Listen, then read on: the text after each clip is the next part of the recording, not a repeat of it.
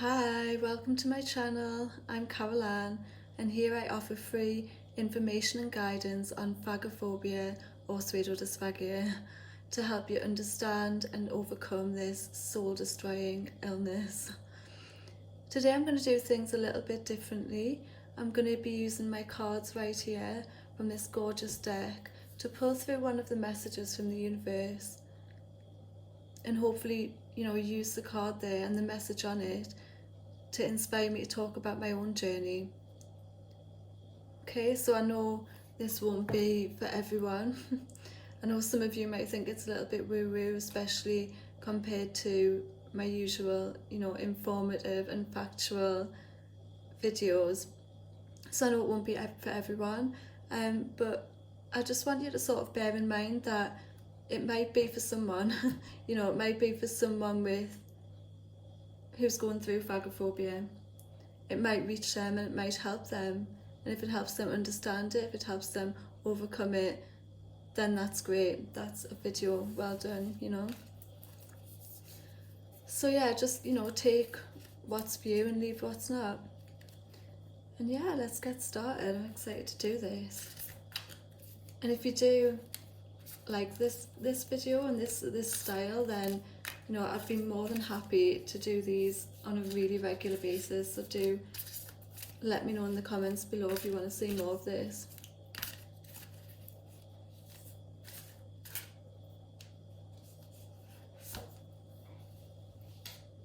I choose love no matter what.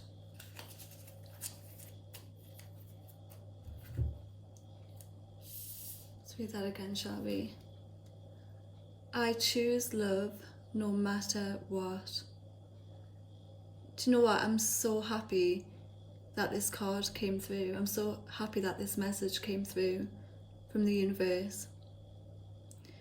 I often get asked on this channel how I actually overcame phagophobia. What did I do to get myself better, to recover from this? And the reason I haven't answered that is partly because in one comment it would take 5 essays. I did so much, but this was one of the main things that I did. This was one of the things that helped me overcome it. So I'm really pleased I can share that with you today, and hopefully it'll help you. When I developed phagophobia, and even before that, I used to talk to myself like utter crap.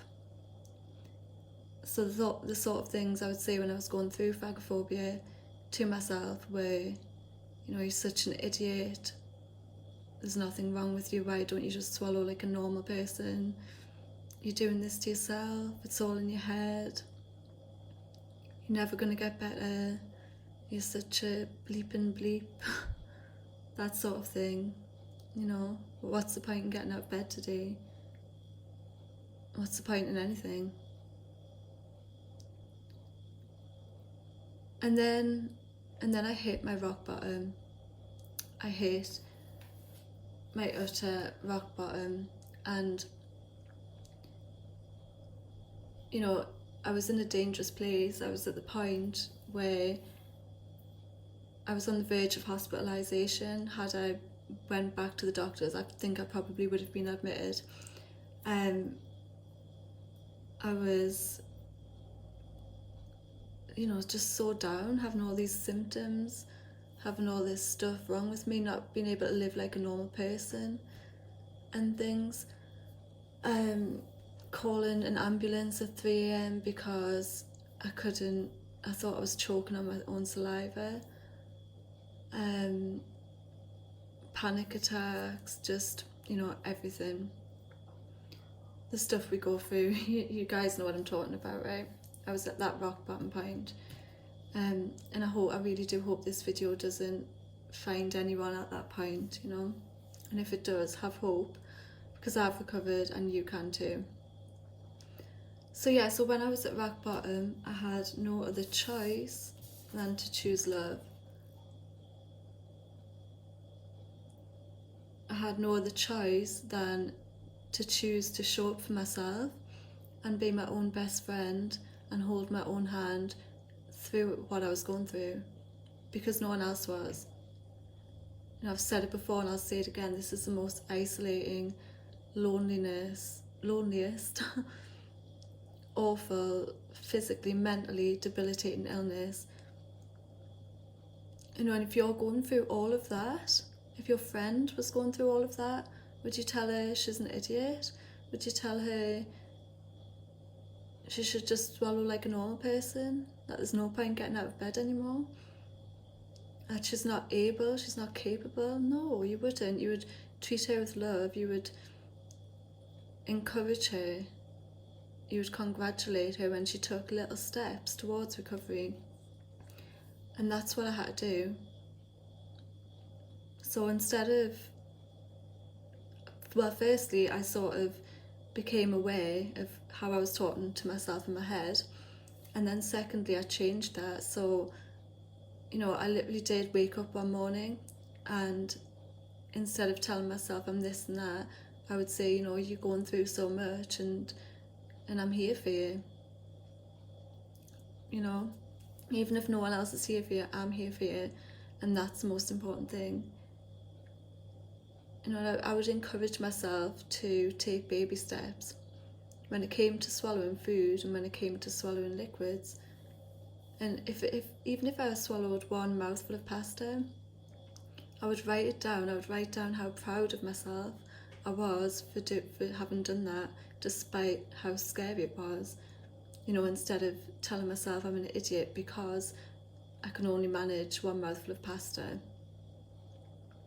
You know, some of the things I used to say was like, to myself was like, you know what, you can't even look after yourself, you're so weak. How can you look after your baby girl, you know, who wasn't very old at this point? So I had to change all of that. I had to change the way I was talking to myself, and it helped so much, you know. Just being there for yourself is so important, just loving yourself no matter what you're going through, no matter how hard things are. You know, it's in those times that it's so important to love yourself. And I feel like, so yeah, other ways you can love yourself is by nurturing yourself the way you do others.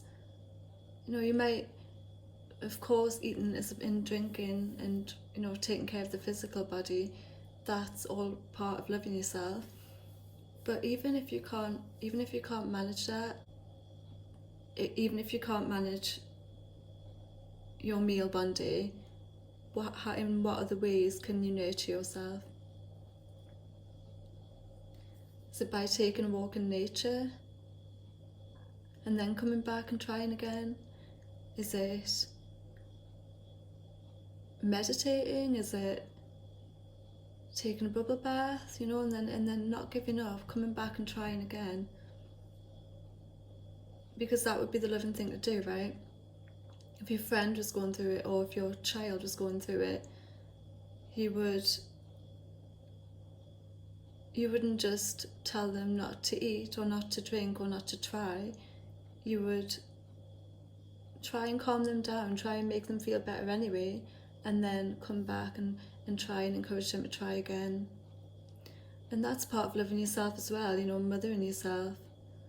I feel like for those of us with Phagaphobia, or certainly the people I've spoke to, it feels like we're very good at loving others and caring for others and mothering others no matter what.